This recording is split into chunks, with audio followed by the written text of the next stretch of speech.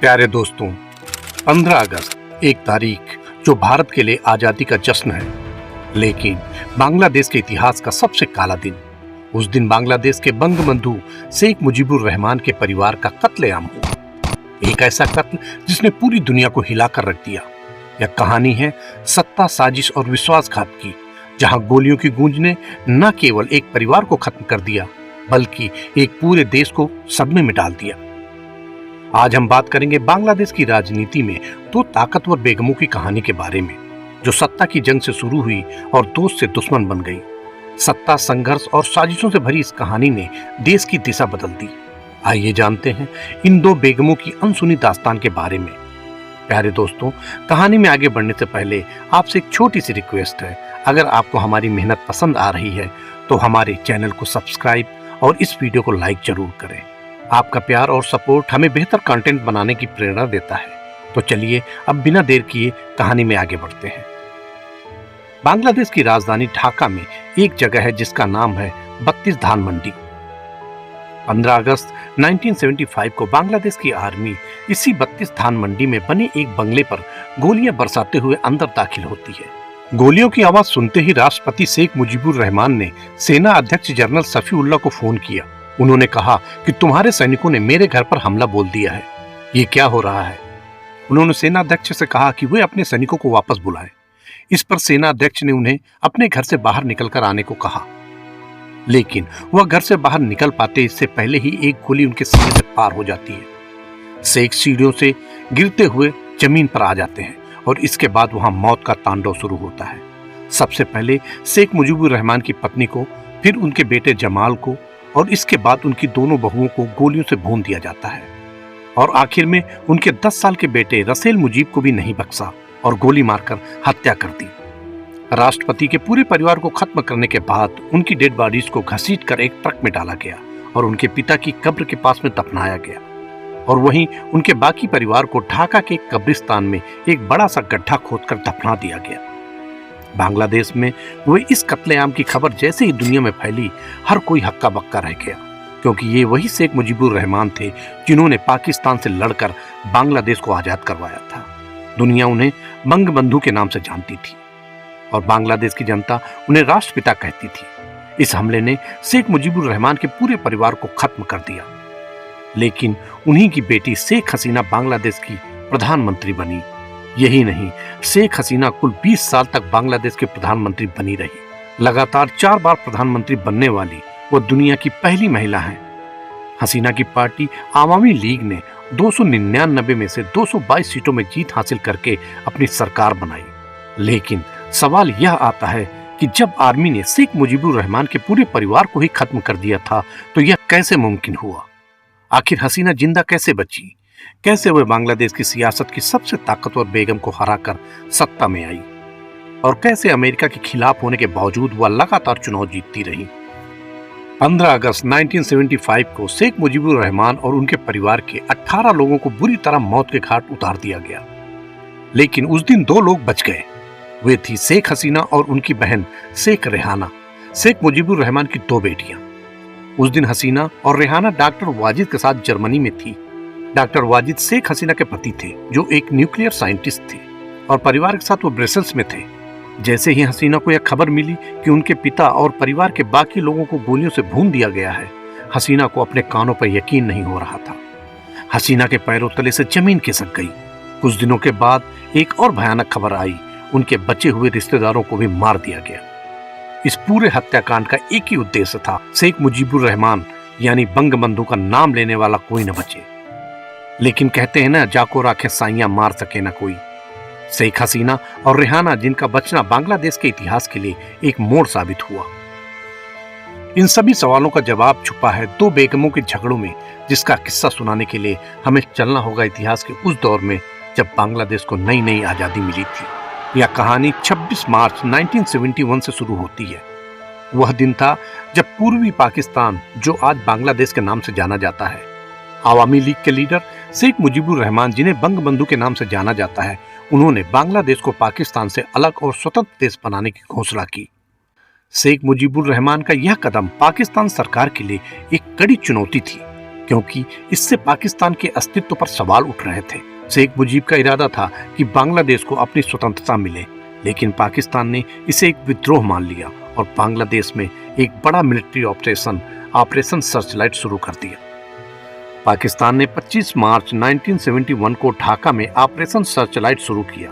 इसके तहत सेना ने नागरिकों का कत्लेआम मचा दिया, नरसंहार किया, लाखों लोग मारे गए और लाखों को शरणार्थी बनकर भारत भागने के लिए मजबूर होना पड़ा।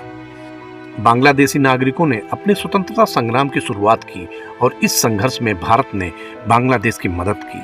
1971 में भारत ने पाकिस्तान से जंग लड़ी और बांग्लादेश को पाकिस्तान से आजादी दिलाई। अब एक नया देश बन चुका था जिसका नाम था बांग्लादेश।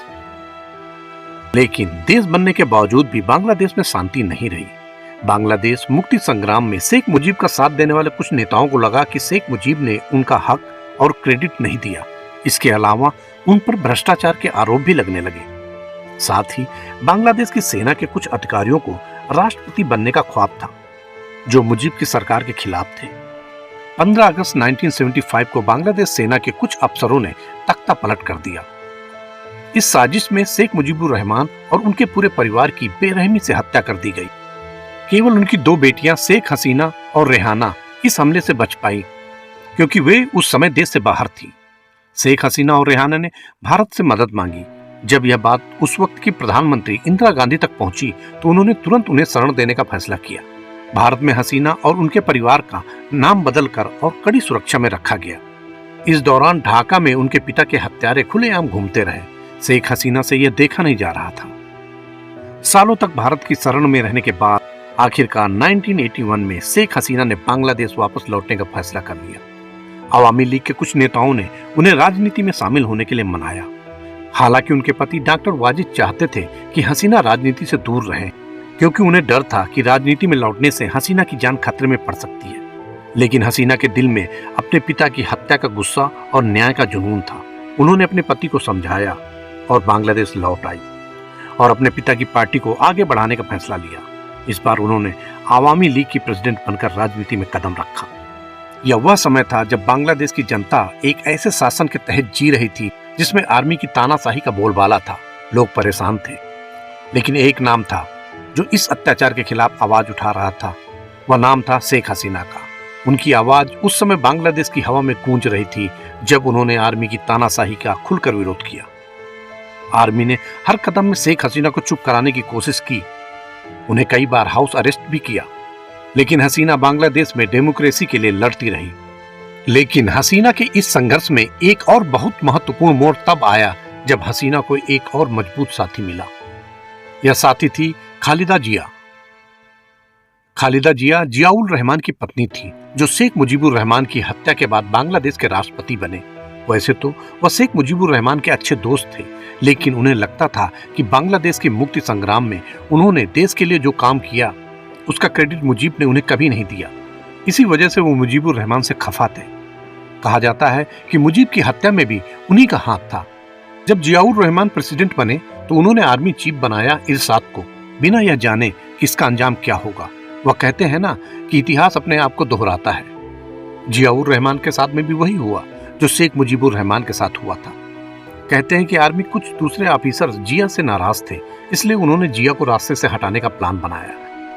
जब वह चिटागांग दौरे पे थे तब अचानक आर्मी ने उनके स्वीट में धावा बोल दिया और जिया को गोलियों से भून कर रख दिया। जियाउर रहमान मारे गए, जिसके बाद उनकी बेगम खालिदा जिया ने पॉलिटिक्स में एंट्री की और बांग्लादेश नेशनलिस्ट पार्टी बीएनपी नाम से एक पार्टी बनाई। अब यहाँ बांग्लादेश में 2 बड़ी पार्टियां खड़ी हो चुकी थी, जिसमें BAL यानी बांग्लादेश आवामी लीग की कमान शेख हसीना के हाथ में थी, वहीं BNP यानी बांग्लादेश नेशनलिस्ट पार्टी की कमान खालिदा जिया के हाथों में थी। बांग्लादेश की राजनीति में अब 2 ऐसी महिलाएं थीं जिनकी सोच और लाइफ स्टाइल एक दूसरे से बिल्कुल अलग थी, लेकिन यह दोनों ही आर्मी रूल्स के सख्त खिलाफ थी। हालात ने उन्हें कभी साथ ला दिया तो कभी एक दूसरे का दुश्मन बना दिया। ये थी शेख हसीना और खालिदा जिया। जहां शेख हसीना बचपन से ही स्टूडेंट पॉलिटिक्स में एक्टिव थी, वहीं खालिदा जिया ने शादी से पहले तक कभी घर से बाहर कदम नहीं रखा था। शेख हसीना डेमोक्रेसी और सेक्युलरिज्म की वकालत करती थी, जबकि खालिदा जिया कट्टरपंथियों का समर्थन करती थी। दोनों के बीच दरार का एक बड़ा कारण यह भी था कि हसीना का मानना था कि उनके पिता बांग्लादेश के संस्थापक शेख मुजीबुर रहमान की हत्या में खालिदा जिया के पति जियाउर रहमान का हाथ था। दूसरी ओर खालिदा जिया का आरोप था कि उनके पति की हत्या में शेख हसीना की पार्टी आवामी लीग का हाथ था। इतने मतभेदों के बावजूद एक समय ऐसा आया जब बांग्लादेश की जनता ने इन दोनों को एक मंच पर देखा। कहते हैं कि उन्हीं दिनों में अब्दुल सत्तार बांग्लादेश के राष्ट्रपति बने, लेकिन इस बार आर्मी ने एक बार फिर से तख्ता पलट कर दिया और आर्मी चीफ इरशाद बांग्लादेश के नए प्रेसिडेंट बन गए। अब बांग्लादेश की जनता इस तख्ता पलट के खेल से तंग आ चुकी थी। इस तानाशाही का विरोध करने के लिए हसीना और खालिदा जिया ने पहली बार हाथ मिलाया। दोनों ने मिलकर इतने बड़े पैमाने पर इसका विरोध किया कि इरशाद को गद्दी छोड़नी पड़ी, लेकिन यह ज्यादा दिनों तक नहीं चला। 1991 के चुनाव में दोनों फिर से आमने सामने थी।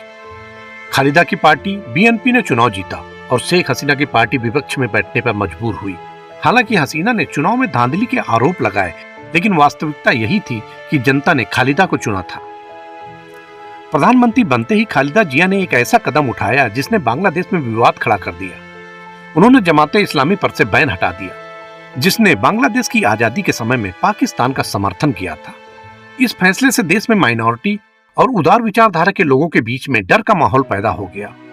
अब शेख हसीना ही लोगों के लिए इकलौती उम्मीद बची थी, क्योंकि उनके पिता शेख मुजीबुर रहमान ने बांग्लादेश बनाया ही इसलिए था क्योंकि वो पाकिस्तान से अलग एक सेकुलर देश बनाना चाहते थे। हसीना भी अपने पिता की तरह ही बांग्लादेश को एक सेकुलर कंट्री बनाना चाहती थी, और यही कारण था कि 1996 के चुनाव में जनता ने शेख हसीना पर भरोसा जताया। उनकी पार्टी आवामी लीग ने 146 सीटें जीती और गठबंधन के जरिए सरकार बनाई। इस तरह पहली बार वह बांग्लादेश की प्रधानमंत्री बनी। प्रधानमंत्री बनते ही हसीना ने बांग्लादेश की अर्थव्यवस्था को सुधारने के लिए बड़े कदम उठाए। उन्होंने फॉरेन कंपनीज को बांग्लादेश में इन्वेस्टमेंट करने के लिए इनवाइट किया और सामाजिक सुधार के साथ साथ बांग्लादेश का डेवलपमेंट भी किया और देश को विकास की दिशा में आगे बढ़ाया। लेकिन अब तक दोनों बेगमों के बीच दुश्मनी और गहरी हो चुकी थी। 15 अगस्त का विवाद। 1997 में खालिदा जिया ने अचानक ऐलान किया कि वे 15 अगस्त को अपना जन्मदिन मनाएंगी। उन्होंने बड़ा सा केक काटा और जश्न मनाया, लेकिन इस तारीख को लेकर विवाद खड़ा हो गया। उनकी 10वीं के सर्टिफिकेट में उनकी डेट ऑफ बर्थ 9 अगस्त, मैरिज सर्टिफिकेट में 5 सितंबर और पासपोर्ट में 19 अगस्त थी। ऐसे में सवाल उठने लगे कि आखिर 15 अगस्त ही क्यों? हकीकत यह थी कि 15 अगस्त वह तारीख थी जब शेख हसीना के पूरे परिवार की हत्या कर दी गई थी। इस दिन को बांग्लादेश राष्ट्रीय शोक के रूप में मनाता था, लेकिन खालिदा जिया की इस हरकत को शेख हसीना बखूबी समझ रही थी। खालिदा जिया का जन्मदिन मनाना शेख हसीना के जख्मों पर नमक छिड़कने जैसा था, क्योंकि ये वही तारीख थी जब उनके पूरे परिवार का मर्डर किया गया था। खालिदा के इस कदम से हसीना को बेहद तकलीफ हुई और दोनों के बीच दुश्मनी का नया अध्याय शुरू हुआ। 2001 के चुनाव से पहले खालिदा जिया ने मांग की कि चुनाव के दौरान एक केयर टेकर सरकार बनाई जाए ताकि निष्पक्षता से चुनाव हो सके। यह परंपरा बांग्लादेश में आम थी, क्योंकि जब भी कोई चुनाव होता था हारने वाला पक्ष हमेशा धांधली के आरोप लगाता था। इन दोनों बेगमों की राजनीति में बांग्लादेश की दशा और दिशा तय की। उनके बीच की दुश्मनी ने देश को कई बार संकट में डाला, लेकिन उनके कंपटीशन ने बांग्लादेश को डेमोक्रेसी के रास्ते में भी बनाए रखा। 1996 में बांग्लादेश में केयर टेकर सरकार बनाकर चुनाव करवाए गए। शेख हसीना ने खालिदा जिया की इस मांग को मान लिया, क्योंकि उन्हें अपने काम पर भरोसा था। पिछले 5 सालों में हसीना ने बांग्लादेश की अर्थव्यवस्था को नई ऊंचाइयों पर पहुंचाया था। उन्होंने विदेशी कंपनियों को निवेश करने के लिए आमंत्रित किया और सामाजिक सुधारों के साथ देश के विकास पर ध्यान दिया। इसके बावजूद उनकी पार्टी आवामी लीग महज 62 सीटें ही जीत पाई और शेख हसीना चुनाव हार गई। इसके बाद खालिदा जिया ने विपक्षी पार्टियों के साथ मिलकर 4 पार्टी अलायंस बनाया और 234 सीटों पर जीत हासिल करके एक बार फिर प्रधानमंत्री बन गई। कहा जाता है तब तक दोनों बेगमों की दुश्मनी दुनिया भर में मशहूर हो चुकी थी, इसलिए दूसरे देशों के नेता इनकी दोस्ती करवाने में रुचि लेने लगे। अगस्त 2001 में अमेरिका के पूर्व राष्ट्रपति Jimmy Carter national democratic institute for international affairs की टीम के साथ बांग्लादेश आए। उन्होंने शेख हसीना और खालिदा जिया दोनों को एक साथ बुलाया। जब दोनों आई तो जिम्मी कार्टर ने उनकी बाहें पकड़ी और हाथ मिलवाने की कोशिश की, लेकिन दोनों एक दूसरे को छूने तक को तैयार नहीं थी। यह नजारा देखकर वर्ल्ड मीडिया हैरान थी, लेकिन दोनों बेगमों को कोई फर्क नहीं पड़ा। अमेरिका के बाद यूरोप ने भी दोनों के बीच दोस्ती कराने की कोशिश की, लेकिन इसका उल्टा असर हुआ। दोनों के बीच दुश्मनी और बढ़ गई। जब खालिदा जिया प्रधानमंत्री बनी तो शेख हसीना की पार्टी ने विरोध शुरू कर दिया। ढाका में आवामी लीग की कई रैलियां हुई। एक दिन ऐसी ही एक रैली में शेख हसीना पर ग्रेनेड फेंका गया। हसीना बाल बाल बच गई, लेकिन रैली में जोरदार धमाका हुआ। आवामी लीग ने इस हमले का आरोप बीएनपी पर लगाया और संसद का बहिष्कार कर दिया। 2006 तक खालिदा जिया प्रधानमंत्री रही। जब चुनाव का समय आया तो इस बार शेख हसीना केयर टेकर सरकार बनाने पर अड़ गई। खालिदा भी इसके लिए तैयार हो गई, लेकिन इसका प्रमुख कौन होगा, इस पर सहमति नहीं बन पाई। विवाद इतना बढ़ा कि चुनाव स्थगित करने पड़े। इसका फायदा केयर टेकर सरकार गवर्नमेंट के चीफ फखरुद्दीन अहमद ने उठाया। फखरुद्दीन ने सत्ता संभालते ही दोनों बेगम पर मर्डर, किडनैपिंग और वसूली जैसे कई केस दर्ज किए और उन्हें जेल भिजवा दिया। 2008 तक यानी पूरे 2 साल तक बांग्लादेश में चुनाव नहीं हुए। फखरुद्दीन की सरकार ही देश चलाती रही। 29 दिसंबर 2008 को फखरुद्दीन ने दोनों को रिहा कर दिया और नए चुनाव करवाए। इस बार शेख हसीना ने 14 पार्टियों के साथ गठबंधन किया और 299 में से 230 सीटें जीतकर सबको चौंका दिया। 6 जनवरी 2009 को शेख हसीना फिर से प्रधानमंत्री बनी। इस बार उन्होंने ठान लिया था कि केयर टेकर सरकार की मनमानी बर्दाश्त नहीं करेंगे। सत्ता में आते ही उन्होंने केयर टेकर गवर्नमेंट का रूल खत्म कर दिया। जब इस्लामिक जिहाद के नाम पर हिंसा बढ़ी तो हसीना ने जमाते इस्लामी के कई बड़े नेताओं को जेल में डाल दिया। इसके सख्त एक्शन के चलते बीएनपी ने जबरदस्त प्रदर्शन किया, लेकिन कुछ हासिल नहीं हुआ। 2013 में फिर चुनाव हुए और इस बार भी हसीना जीत गई। कहते हैं कि इस साल हसीना ने खालिदा को फोन किया। दोनों के बीच 37 मिनट तक बातचीत हुई, लेकिन यह बात कम और बहस ज्यादा थी। इसका ऑडियो वायरल हो गया, जिससे दोनों की खूब किरकिरी हुई। खालिदा ने हसीना पर हमले की साजिश का आरोप लगाया तो हसीना ने खालिदा पर 15 अगस्त को बंगबंधु शेख मुजीबुर रहमान के हत्यारों को शरण देने और जश्न मनाने का आरोप लगाया। इन कड़वाहटों के बावजूद 2015 में हसीना ने दुश्मनी बुलाने की कोशिश की। जनवरी 2015 में खालिदा जिया के छोटे बेटे अराफात रहमान का मलेशिया में दिल का दौरा पड़ने से निधन हो गया था।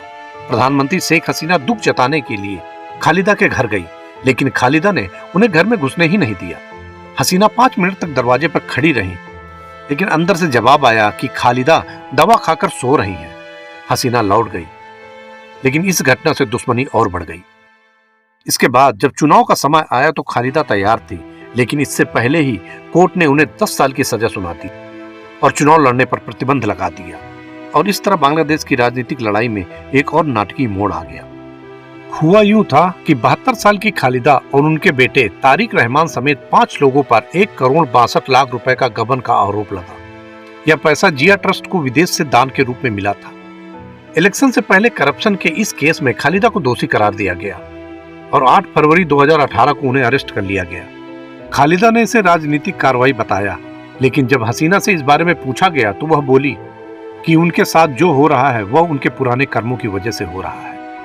कहते हैं कि कोर्ट में इस फैसले के साथ ही खालिदा का पॉलिटिकल करियर खत्म हो गया। हालांकि उनकी पार्टी बीएनपी ने इलेक्शन लड़ा, लेकिन वह हार गई। इस बार यानी 2018 में भी आवामी लीग की जीत हुई और इस बार फिर से हसीना बांग्लादेश की प्रधानमंत्री बनी। अब बांग्लादेश दुनिया की निगाहों में आ चुका था।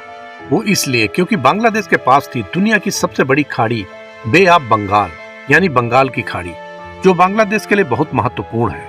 यह बांग्लादेश को समुद्री रास्ते से दुनिया से जोड़ता है, जैसे चीन, जापान, कोरिया और मिडिल ईस्ट और अफ्रीका से जोड़ने का एक रास्ता। कारोबार के लिए बंगाल की खाड़ी अहम थी। बांग्लादेश के स्ट्रेटेजिक लोकेशन के साथ साथ यह देश 400 अरब डॉलर की इकोनॉमी भी बन चुका था। यही कारण था कि वक्त के साथ अमेरिका, रूस और चीन ने भी यहाँ पर पॉलिटिक्स में इंटरेस्ट लेना शुरू कर दिया। हुआ यूं कि चीन ने अपने बेल्ट एंड रोड इनिशिएटिव में बांग्लादेश को भी शामिल कर लिया। जब बांग्लादेश को पद्मा ब्रिज के लिए कहीं से पैसा नहीं मिला तो चीन ने उसे न सिर्फ ब्रिज बनाने का पैसा दिया, बल्कि कई पावर प्लांट और रेलवे प्रोजेक्ट्स को भी फंडिंग दी। बांग्लादेश को 20 अरब डॉलर का और कर्जा देने का वादा किया। हसीना सरकार की चीन से बढ़ती नजदीकियां देख अमेरिका हरकत में आया। अमेरिका ने शेख हसीना पर करप्शन और डिक्टेटरशिप के आरोप लगाए। और बीएनपी का फेवर लेना शुरू कर दिया। हसीना सरकार पर प्रेशर बनाने के लिए अमेरिका ने बांग्लादेश के लीडर्स और ऑफिसर्स को वीजा देना बंद कर दिया और जानबूझकर उसे डेमोक्रेसी समिट से बाहर रखा। कहते हैं 2024 के इलेक्शन के कुछ समय पहले ही अमेरिका के फॉरेन मिनिस्टर पीटर होस ने बीएनपी नेताओं से मीटिंग की थी, जिसके बाद बीएनपी और जमात इस्लामी के नेताओं ने हसीना सरकार के खिलाफ जबरदस्त रैलियां की। इधर शेख हसीना को अकेला पड़ता देख चीन ने भी शेख हसीना का साथ दिया। इधर रूस ने भी एंट्री की क्योंकि उसे अमेरिका को विरोध करना था। रूस ने बांग्लादेश को न्यूक्लियर पावर प्लांट तैयार करने के लिए यूरेनियम भी सप्लाई किया और 11 अरब डॉलर का कर्जा भी दिया। रूस और चीन का साथ मिलने से हसीना सरकार एक्शन के मोड में आई और विपक्ष के बड़े बड़े नेताओं को जेल में ठूंस दिया। यही कारण था कि जब 2024 में बांग्लादेश में इलेक्शन हुए तो पूरा इलेक्शन वन वुमेन शो बनकर रह गया।